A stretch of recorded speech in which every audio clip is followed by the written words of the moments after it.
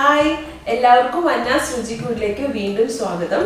ഇന്ന് നമ്മളിവിടെ ചെയ്യാൻ പോകുന്നത് ചിക്കൻ സ്റ്റൂ ആണ്. എല്ലാവർക്കും ഇഷ്ടമായിരിക്കുമല്ലോ ചിക്കൻ സ്റ്റൂ. മെയിനായിട്ട് നമ്മൾ കൂടുതലും കഴിച്ചിട്ടുള്ളത് ബീഫ് സ്റ്റൂ ആയിരിക്കും. സാധാരണഗതിയിൽ ഏറ്റവും കൂടുതൽ നമ്മൾ കഴിക്കാറുള്ളത്.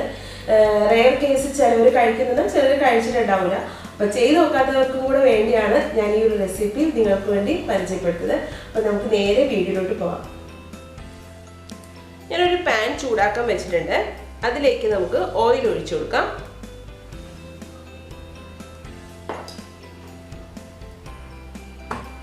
ഓയിലിലേക്ക് നമുക്ക് തക്കോലം, പട്ട, ഏലക്ക, ഗ്രാമ്പു, കുരുമുളക് നമ്മൾ പൊടിക്കണ്ട, ഒന്ന് ജസ്റ്റ് ഒന്ന് ചതച്ചു കൊടുത്താൽ മാത്രം മതി ലൈറ്റായിട്ട്. അത് നമുക്ക് ഇതിലേക്ക് ഇടാം. ഫസ്റ്റ് എണ്ണയിൽ ഇതൊന്ന് പതുക്കി ഒന്ന് നമുക്ക് ഒന്ന് മിക്സ് ചെയ്ത് കൊടുക്കാം.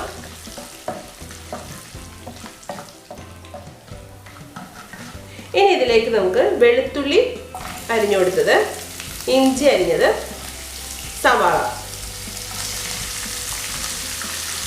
ഞാൻ 2 ചെറിയ സവാളയാണ് എടുത്തിരിക്കുന്നത്. ഇനി അത് നമുക്ക് നന്നായിട്ടൊന്ന് മിക്സ് ചെയ്യാം. സ്വല്പം ഉപ്പിട്ട് കൊടുക്കാം, വേഗം വഴറ്റിക്കിട്ടെ. ഇനി നന്നായിട്ട് നമുക്ക് വഴറ്റി വരട്ടെ. സവാള ചെറുതായിട്ടൊന്ന് വാടി വരുമ്പോഴത്തേക്കും നമുക്ക് പച്ചമുളക് ഇട്ട് കൊടുക്കാം. ഇതെല്ലാം നന്നായി മിക്സ് ചെയ്ത് നന്നായിട്ടൊന്ന് വഴറ്റിക്കിട്ടണം. ഇപ്പോൾ സവാളയൊക്കെ നന്നായി വാടി വന്നിട്ടുണ്ട്.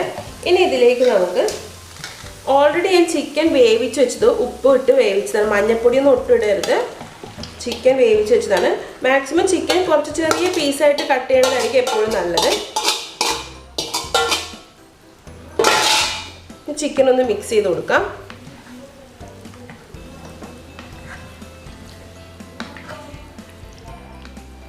ചിക്കൻ മിക്സായി വരുമ്പോഴത്തേക്കും അതിലേക്ക് നമുക്ക് ഉരുളൻകിഴങ്ങും ക്യാരറ്റും ഞാൻ വേവിച്ച്, നമ്മൾ ബീഫ് സ്റ്റൂവിന് ചെയ്യണ പോലെ തന്നെ വേവിച്ച് വെച്ചതാണ്.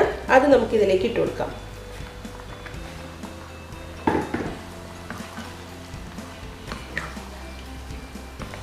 എല്ലാം കൂടെ ഒന്ന് നന്നായിട്ട് മിക്സ് ചെയ്യണം. എല്ലാം മിക്സ് ചെയ്ത ശേഷം എന്താ ചെയ്യണമെന്ന് നമുക്ക് തേങ്ങാപ്പാലാണ് ഇനി നമ്മൾ ഇതിലേക്ക് ഒഴിച്ചു കൊടുക്കാൻ പോകുന്നത്. 2ാം പാല്.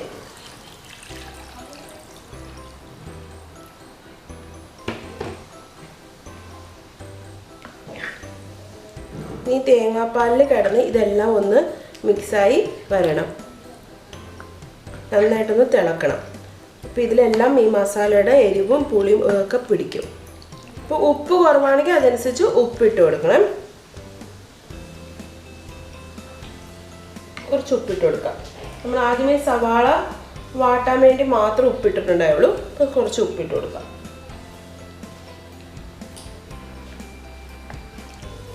ഗ്യാസ് ഒരു മീഡിയം ഫ്ലെയിമിൽ വെച്ചാൽ മതി.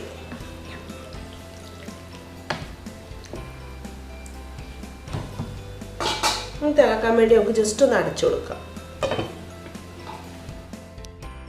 ഇപ്പം തിളച്ച് വരുമ്പോഴത്തേക്ക് നമുക്കിത് മൂടി ഓപ്പൺ ചെയ്ത് വെക്കാം. എന്നിട്ടൊന്ന് മിക്സ് ചെയ്യാം.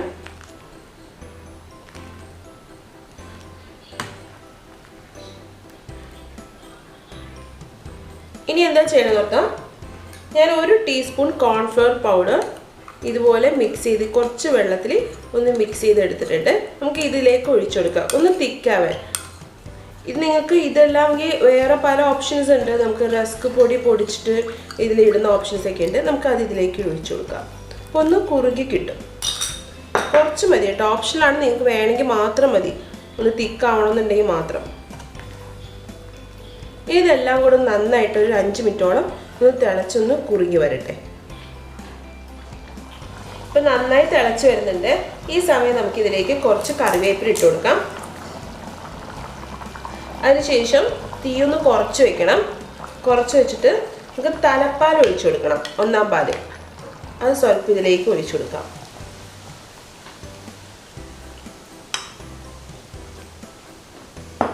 ഒന്ന് മിക്സ് ചെയ്യാം. ഇനി തിളക്കാൻ പാടില്ല. നമ്മൾ ബീഫ് സ്റ്റൂ ഒക്കെ വെക്കുന്ന പോലെ തന്നെ തിളക്കാൻ പാടില്ല. ജസ്റ്റ് ഒന്ന് മിക്സ് ചെയ്താൽ മാത്രം മതി. കുറച്ചുകൂടെ കറിവേപ്പില ഇട്ട് കൊടുക്കാം. ഇനി നമുക്കിത് ഗ്യാസ് ഓഫ് ചെയ്ത് ഒന്ന് വാങ്ങി വയ്ക്കാം. ഇനി നമുക്ക് ഗ്യാസ് ഓൺ ചെയ്ത് ഒരു ചെറിയ പാൻ വയ്ക്കാം. പാൻ ഒന്ന് ചൂടായി വരണം. ഇപ്പോൾ പാൻ നന്നായി ചൂടായിട്ടുണ്ട്. നമുക്കതിലേക്ക് കുറച്ച് നെയ്യ് ഒഴിച്ചു കൊടുക്കാം.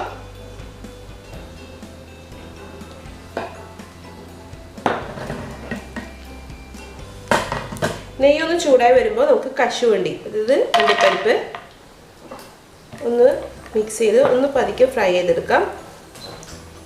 ഇപ്പോൾ കാഷ്നട്ട് ഫ്രൈ ആയി വരുമ്പോഴത്തേക്കും നമുക്കതിലേക്ക് കിസ്മസ് ഇട്ട് കൊടുക്കാം.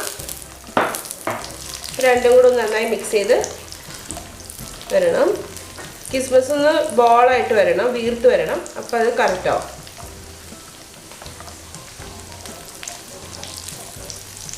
കിസ്മസും കാഷ്നട്ടും ഒക്കെ നന്നായി ഫ്രൈ ആയി വന്നിട്ടുണ്ട്. നമുക്ക് ഗ്യാസ് ഓഫ് ചെയ്ത് അതിലേക്ക് ഒഴിച്ചു കൊടുക്കാം. ഇപ്പോൾ ഫ്രൈ ചെയ്ത് വെച്ച കാഷ്നട്ടും കിസ്മസും നമുക്ക് ഇതിലേക്ക് ഇട്ട് കൊടുക്കാം. ഒന്ന് മിക്സ് ചെയ്യാം.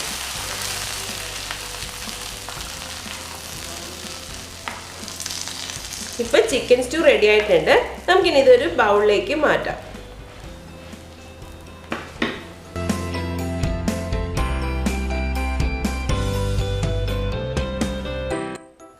നമ്മുടെ ചിക്കൻ സ്റ്റൂ റെഡി ആയിട്ടുണ്ട്. നല്ല ടേസ്റ്റ് ആണ് കേട്ടോ. എല്ലാവരും ട്രൈ ചെയ്ത് നോക്കണം. എൻ്റെ അഭിപ്രായം അറിയിക്കാൻ.